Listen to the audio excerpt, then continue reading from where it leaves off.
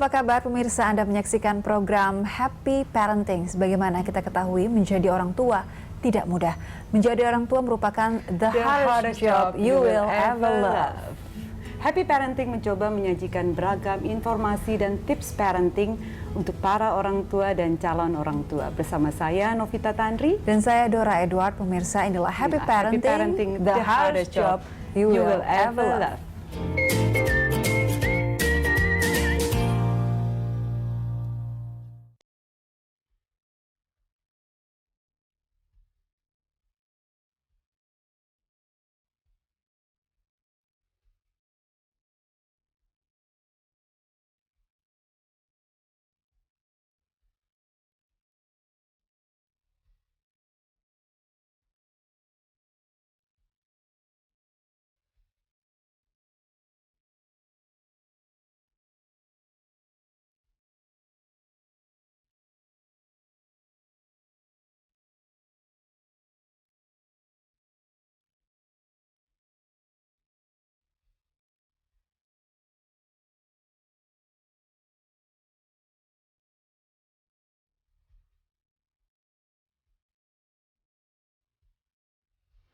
Semua manusia diciptakan sama. Hal ini sering didengungkan oleh berbagai pihak.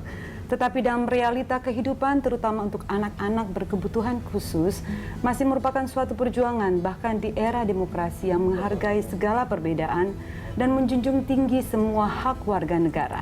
Ya, dalam pembukaan Undang-Undang Dasar, ungkapan kalimat persamaan hak telah ditegaskan, namun diperlukan interpretasi persamaan hak memperoleh kesempatan. Dan hal ini mengandung arti kesempatan memperoleh pendidikan bagi setiap warga negara yang tidak membeda-bedakan, termasuk di dalamnya ada anak-anak yang berkebutuhan khusus. Untuk itu perlu dikaji, adakah hak-hak anak berkebutuhan khusus telah dituangkan dalam perangkat hukum perundang-undangan. Dan Happy Parenting kita kali ini akan mengulas hal ini bersama Direktur dari The London School of Public Relations, Ibu Prita Kemal Ghani. Yang sudah hadir hari ini cantik sekali dengan warna hijau toskanya. Apa kabar Mbak Prita? Baik, terima kasih atas undangannya. Apa kabar dengan Mas Kemal Ghani? Baik, ya, keluarga alhamdulillah sehat. Anak-anak saya dengar Gina baru selesai ya dari Political Science dari London nih Mbak. Dari Chicago. Oh, dari Chicago justru ya. Tadinya sebelum di London terus pindah ke Chicago. Iya, dulunya di Seattle terus kemudian Chicago. Baik. Nanti baru ke London. Lalu ada Fauzan. Ya. Yang kedua? Iya, sekarang kelas 2 SMA Fauzan. Kelas 2 SMA. Lalu yang ketiga ada Raisya. Raisya. Hari ini kita mengangkat tentang aku bisa karena aku spesial.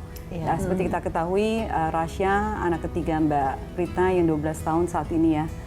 Juga menyandang autisme, salah satu anak berkebutuhan khusus, dan hari ini kita mau bahas bagaimana sih Mbak menjadi seorang tua, menjadi seorang ibu dari seorang anak yang berkebutuhan khusus. Repot nggak pada saat anak-anak Raisya masih kecil mengurus anak yang punya autisme, anak yang unik sebenarnya, anak yang spesial? Ya, seperti orang tua lainnya, tentunya ketika anak kita didiagnosa autistik, kita sedih dan ada perasaan denial atau rejection ya. Penolakan, penolakan. Kenapa saya? Ya, kenapa di keluarga kita? Kenapa orang lain enggak? Jadi suatu saat saya bilang sama ibu saya, karena waktu itu saya selalu pergi mencari dokter ataupun assessment untuk Raisya, yang kita berharap bahwa assessment ini akan menyatakan bahwa Raisya tidak autistik. Jadi kita pergi ke Singapura, ke Australia, dan juga seluruh beberapa dokter terkenal di Indonesia. Dan ibu saya bilang, ya udah itu stop.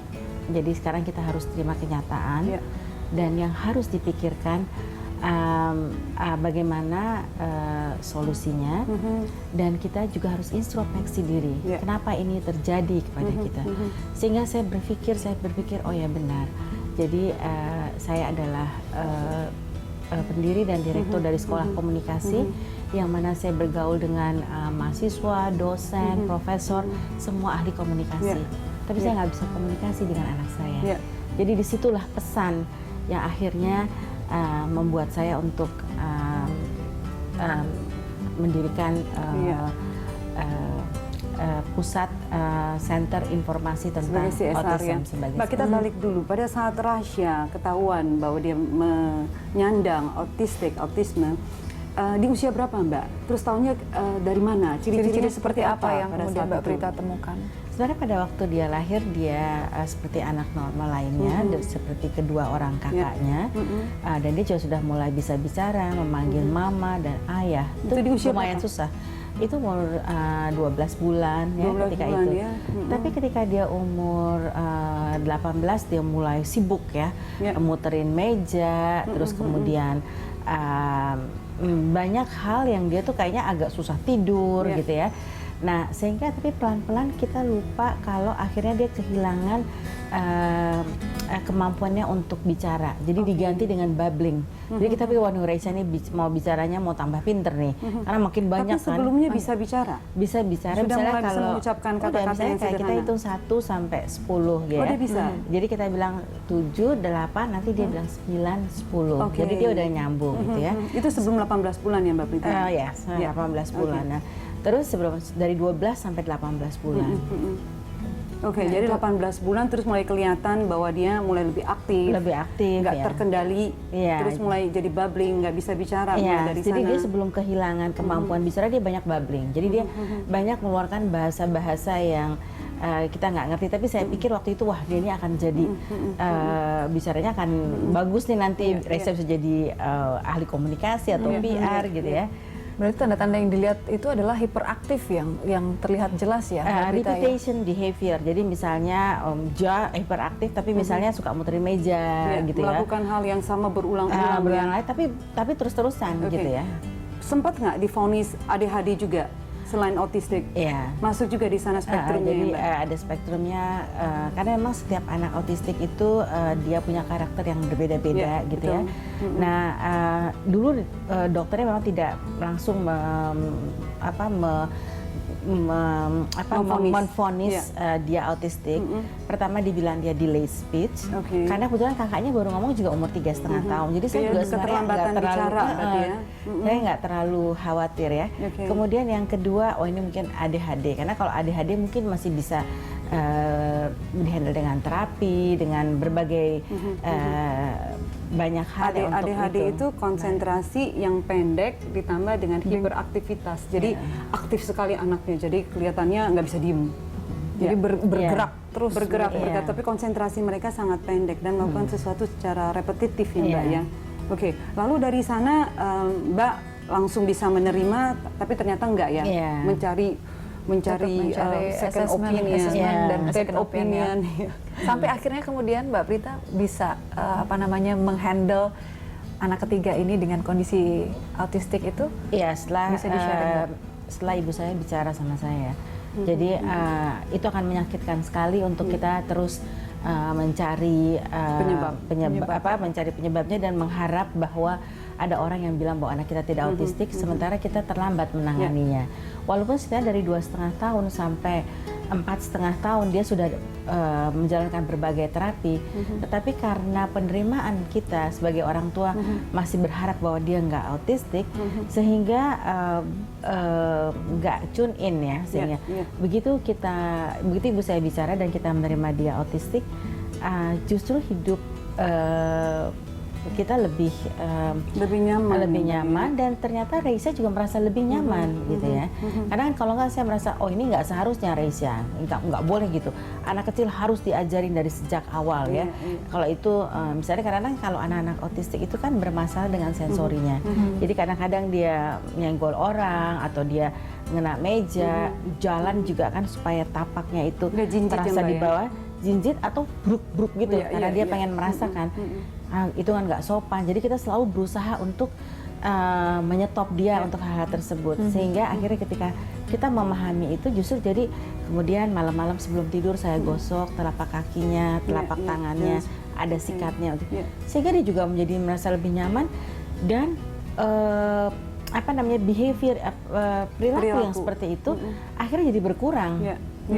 Ada batasan usia nggak sih Mbak Novi atau Mbak Prita untuk anak autistik ini sampai umur berapa dia akan berperilaku dan berkonsentrasi yang sebenarnya kata kuncinya sih waktunya. Semakin dini diketahui kita bisa tahu bahwa anak kita memang menyandang autistik atau mungkin kebutuhan khusus lainnya, semakin baik dan semakin cepat penanganan diberikan, hasil untuk si anak juga akan semakin baik. Berhenti di mana, jangan terlalu pedulikan di sana berhentinya di mana, tapi penerimaan acceptance-nya ini ya Mbak ya. Nah, acceptance-nya ini Mbak Prita, pada saat waktu proses pencarian ini, denial, rejection ini, malu nggak membawa Rasya ke tempat umum pada saat dia ngamuk? Oh, itu sih udah hal yang biasa ya. Biasanya banyak orang tua yang merasa bahwa malu bikin ribut jadi pusat perhatian gitu. Ya, karena kan jadi sebenarnya itu yang justru harus orang tua pelajari. Biasanya mereka tantrum itu karena ada sesuatu. Nah, jadi kalau orang tuanya juga belajar, misalnya seperti anak-anak autis itu kan dia nggak bisa dengan lampu yang terang. Betul. Jadi kalau kita mau ajak dia, kita bisa pilih di restoran yang tidak terlalu terang agar hidup. Kemudian dia juga bermasalah dengan pendengaran. Jadi kalau terlalu berisik dia juga akan bereaksi. Jadi kita mencari tempat yang juga jauh dari keramaian gitu ya.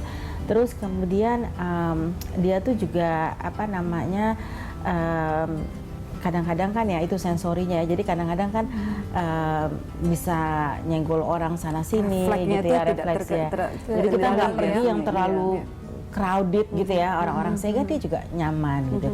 Nah, hal tersebut juga membuat dia nyaman, kita juga nyaman. Dan ibaratnya kalau kita mau pergi ya kita udah punya senjatanya juga dulu. Udah mempersiapkan diri ya Mbak ya. Oke, baik. Memang harus mengenali apa-apa yang memang dibutuhkan dari si anak ini agar dia juga merasa nyaman begitu ya dalam pada melakukan akhirnya kegiatan. kalau dia terbiasa ya, seperti misalnya Reisa pergi ke tempat main, itu banyak sekali anak-anak dan ribut gitu ya, dan dia akhirnya terbiasa karena sudah kita bawa udah bekali dan udah sering dia menemukan hal-hal ini. Waktu pertama tentu dia seperti anxious seperti nervous gitu ya, dia merasa gugup gitu ya, tangannya dingin. Tapi kita bilang nggak apa-apa Reisa, kita coba main ini, kita alihkan perhatiannya. Akhirnya dia terbiasa ya. Cuman karena dia autistik, dia agak sulit untuk connect dengan anak-anak lain, untuk berbaur. Tapi sesungguhnya dia enjoy dengan banyak anak-anak di sekitar dia. Oke, baik, menarik sekali. Kita masuk nanti ke segmen kedua. Berikutnya masih mengenai bagaimana menangani anak-anak berkebutuhan khusus. Pemirsa, mengatasi anak-anak yang memiliki kebutuhan khusus memerlukan cara-cara tersendiri, dan bagaimana caranya kita kembali lagi setelah jeda berikut ini. Tetaplah di Happy Parenting, the hardest job you will ever love.